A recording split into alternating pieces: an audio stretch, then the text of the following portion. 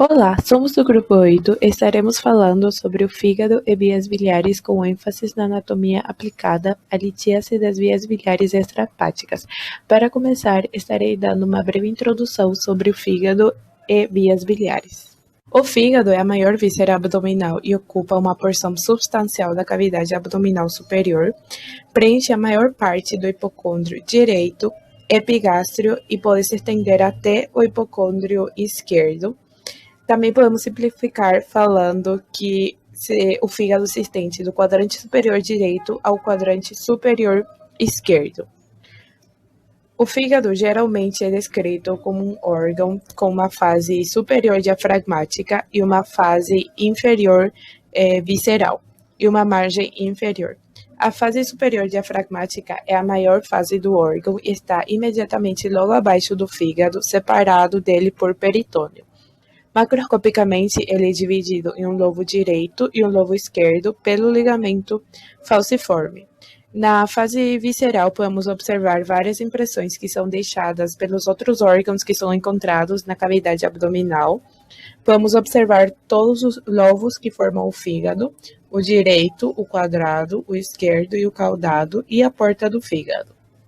O fígado, ele apresenta vários ligamentos, entre eles o ligamento falciforme, que é o responsável por fixar o fígado à parede abdominal anterior, o ligamento coronário, que ele é responsável por fixar o fígado à superfície inferior do diafragma, e o ligamento coronário, ele está formado por duas lâminas, uma anterior e outra posterior, que lateralmente se encontram e se fundem, formando os ligamentos triangulares direito e esquerdo.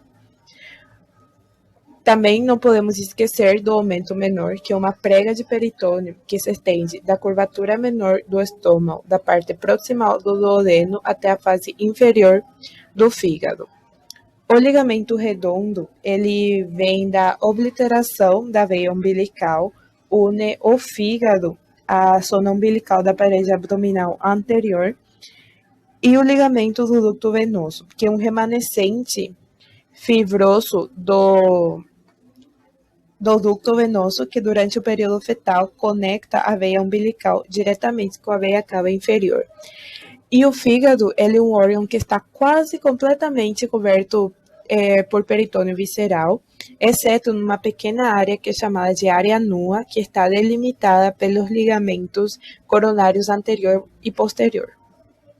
A função do fígado seria a produção de bile por meio dos seus hepatócitos, síntese do colesterol, desintoxicação do organismo e síntese de fatores de coagulação do sangue e proteínas plasmáticas, entre outras funções.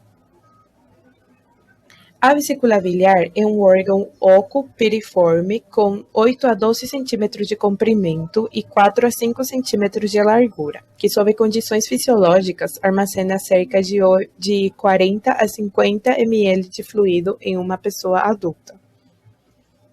A função da vesícula biliar é armazenar e concentrar a bile, e a vesícula biliar é descrita como um órgão com fundo, um corpo, um colo e um ducto cístico, e está localizado na fase visceral do fígado entre o lobo direito e o lobo quadrado em uma fossa que é chamada fossa da vesícula biliar.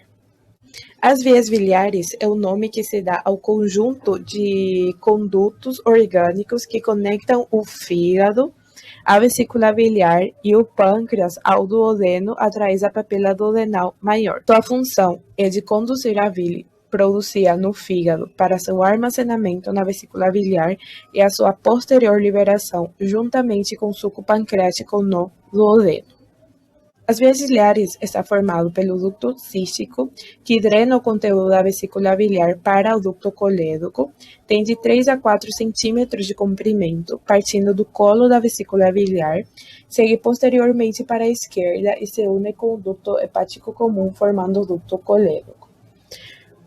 Os ductos hepáticos direito e esquerdo, eles emergem do fígado e se fundem próximo da extremidade direita da porta do fígado, formando o ducto hepático comum, que desce aproximadamente 3 centímetros e em seguida recebe no lado direito o ducto cístico, formando o ducto colédoco. E o ducto hepático comum está à direita da artéria hepática e anterior à veia porta na margem livre do aumento menor. O ducto colédoco ele é formado próximo da porta do fígado pela junção do ducto cístico e o ducto hepático comum. Geralmente tem de 6 a 8 centímetros de comprimento.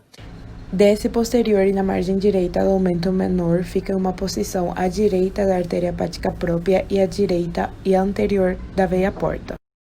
Em seguida, continua em um sulco na parte superolateral da fase posterior da cabeça do pâncreas, penetra no pâncreas e se une com o ducto pancreático principal ou ducto pancreático de Wirsum, formando a ampola hepatopancreática que vai desembocar na papila duodenal maior, na porção descendente do duodeno.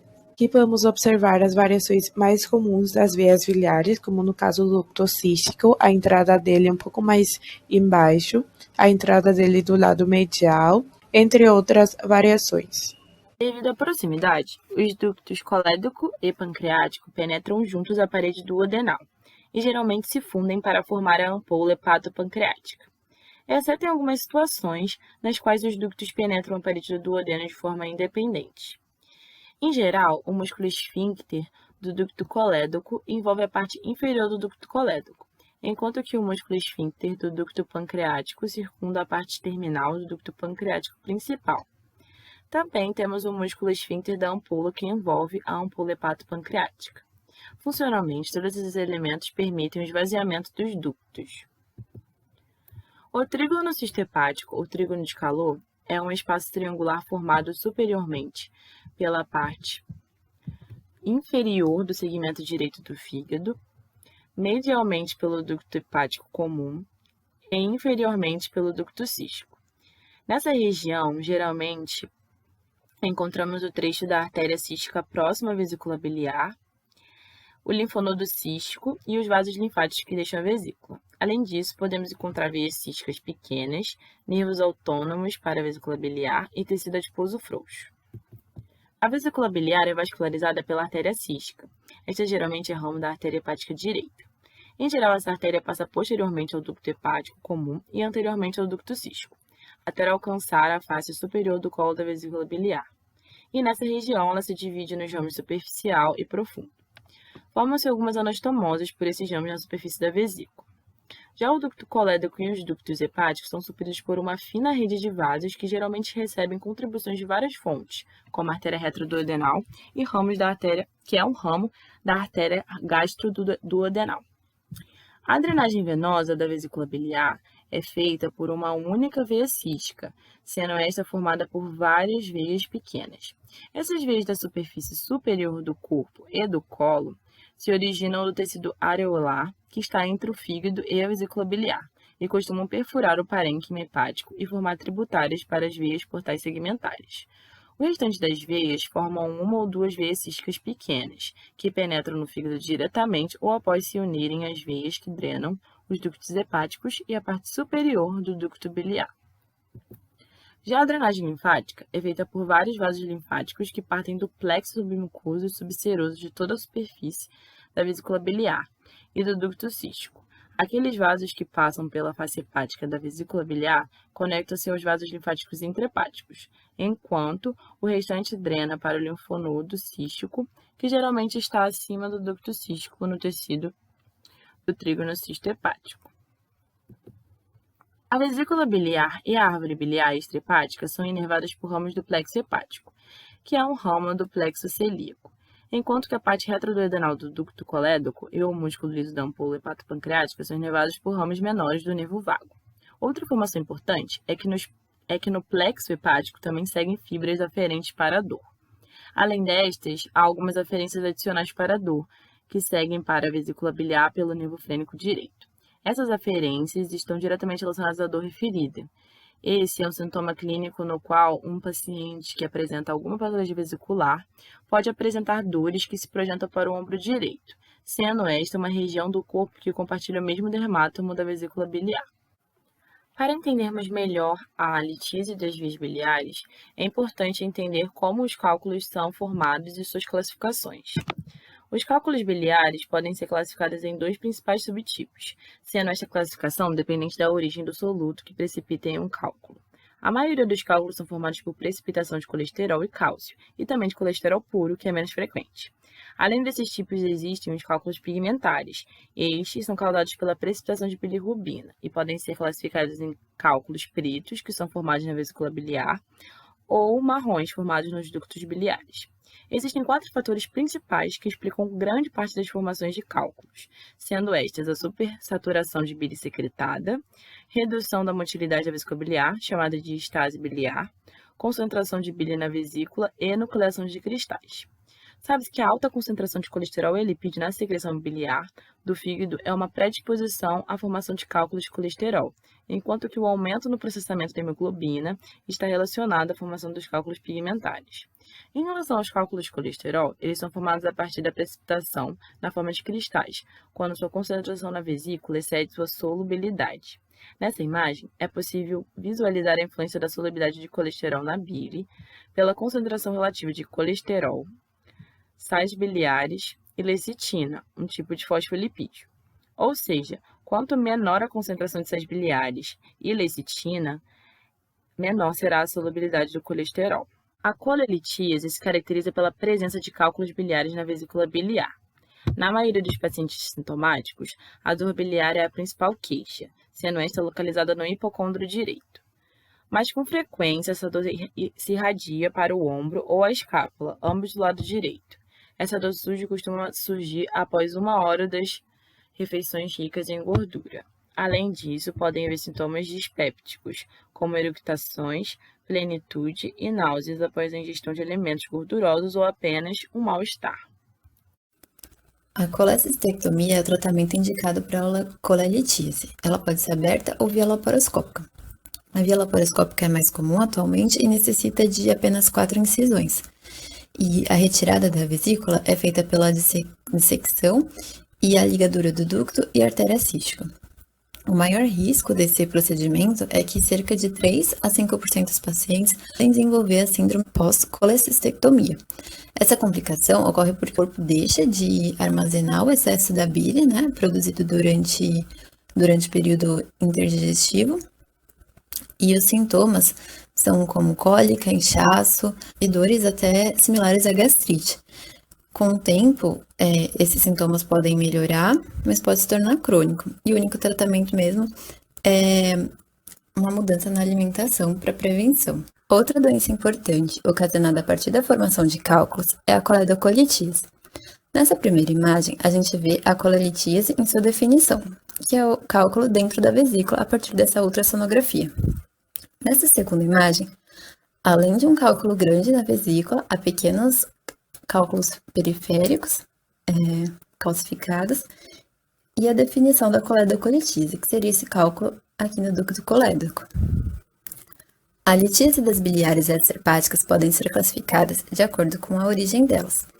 No primário, elas têm origem no próprio ducto biliar, geralmente tem pigmento marrom.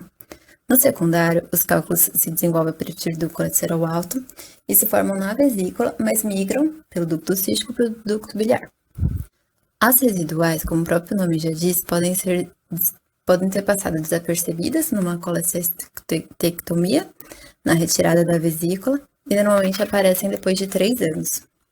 Também depois de 3 anos, pode acontecer, depois de uma cirurgia, a recorrência desses cálculos. Entre os principais sinais e sintomas da coledocolitíase está a febre, cólica e dor na parte superior e direita do abdômen, icterícia, a pele e os olhos amarelados, e colúria, o escurecimento da urina. Para o diagnóstico da doença, existe a tríade de Charcot, que é a junção de 3 sintomas, que seria a febre com calafrios, icterícia e dor abdominal. E quando esses sintomas são somados ao rebaixamento de consciência e hipotensão, é definida como FENTADE de Reynolds. Em relação aos sítios que esse cálculo pode ficar localizado, ele varia, tanto no ducto cístico quanto no colédoco, também obstruindo o ducto comum. E esse agravante justamente pode causar pancreatite aguda e colangite aguda. No caso da colangite aguda, por exemplo, pedindo se essa obstrução ocorre no colédoco e impede a passagem da bile, pode ocorrer uma inflamação por essa obstrução. E também, se ocorre na ampola de Vater, impede tanto a bile quanto o suco pancreático. Então, também pode causar essa pancreatite aguda. A ultrassonografia, apesar dela poder diagnosticar, ela não tem uma alta sensibilidade. O diagnóstico dela é feito pela observação da dilatação dos ductos, mas não consegue ver o cálculo. Já a coledopancreatografia retrógrada endoscópica, ela é feita com marcação fluoroscópica, então dá para observar o cálculo até se está obstruindo ou não. E também ela tem uma medida, ela pode ser usada como uma medida terapêutica. Já a colangiorressonância, ela tem alta sensibilidade também, quase chegando a 100%. Mas ela não é tão usada porque ela já não... Além dela, é preciso ser feita uma outra abordagem. Ela sozinha não pode resolver como a CPRE pode agir. Em relação ao tratamento pela CPRE, ele é feito com auxílio de um endoscópio introduzido na boca e essa sonda vai até a papila maior do duodeno e sob um controle fluoroscópico é injetado um meio de contraste. Como cerca de 75% dos pacientes encontra-se uma desembocadura comum do colédoco e do ducto pancreático, muitas vezes os ductos podem ser evidenciados pela fluoroscopia. Então, durante a investigação, pode observar as estenoses, dilatações, além das obstruções e falhas de preenchimento.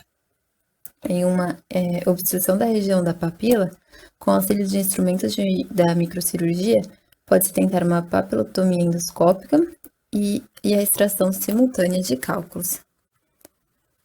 Uma observação desses cálculos pode ocasionar até uma varredura de cálculos residuais. As chances de fracasso são normalmente por causa de cálculos muito grandes, intrahepáticos ou múltiplos, e até uma variação anatômica gástrica ou duodenal.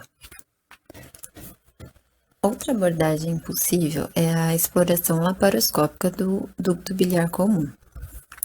Essa técnica ela pode ser feita no momento da colestectomia por uma colegiografia intraoperatória que ajuda a identificar a coledocolitíase. E desse jeito, ela evita também uma nova anestesia, um novo procedimento adicional. O acesso ao ducto comum é feito com um coledoscópio de pequeno calibre e ele é introduzido via ducto cístico ou através de uma incisão separada no próprio colédoco. Na abordagem transcística, o ducto cístico é dilatado e um colegioscópio flexível é introduzido para baixo do interior do ducto biliar comum. Para uma abordagem transcística, em caso do cístico ser mais fino, ele pode ser dilatado por um dilatador flexível introduzido através de uma guia, utilizando uma técnica chamada técnica de Seldinger. Os cálculos no ducto hepático comum acima da junção do cístico não são acessíveis através da via transcística por causa do ângulo de junção do ducto cístico e do colédoco. Em qualquer uma dessas situações, uma incisão separada pode ser feita no colédoco e a única contraindicação é se o ducto comum for muito fino, porque senão ele pode se tornar estenosado quando ele for suturado. A última opção de tratamento é a exploração aberta do colédoco. Ela tem baixa morbidade, de 8% a 15%, mortalidade de 1 a 2%, com uma baixa taxa de cálculos residuais, em torno de 5%. Os cálculos impactados na ampola de Vater se apresentam como um problema mais difícil, para a CPRE. E assim, quando são feitas tentativas sem sucesso para remover cálculos obstrutivos dessa árvore biliar não dilatada, uma esfincteroplastia transduodenal pode promover essa drenagem. E nesse cenário similar, mas com uma árvore biliar mais dilatada, a drenagem da árvore biliar através de uma coledocoenterostomia pode ser bem sucedida também, sendo essa anastomose uma possível solução. Essas foram as nossas referências, usadas tanto para o conteúdo quanto para as imagens. E eu sou a Mayara Lopes e eu agradeço também em nome da Gabriela Sanches e da Luana Martins.